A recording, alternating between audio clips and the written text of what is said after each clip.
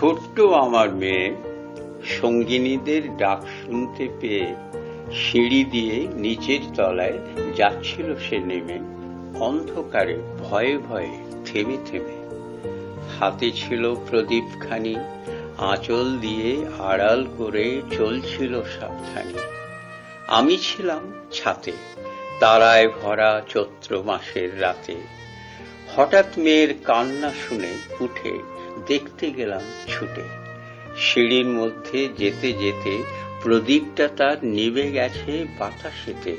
শুধাই তারে, কি হয়েছে বামি? সে কেঁদে কয়, নিচে থেকে হারিয়ে গেছি আমি। তারায় ভরা চৈত্র মাসের রাতে ফিরে গিয়ে ছাতে মনে হলো আকাশ পানে চেয়ে আমার বামির মতোই যেন অমনি এক মেয়ে নীলাম্বরের আঁচলখানি ঘিরে দীপশিখাটি বাঁচিয়ে একা চলছে ধীরে ধীরে।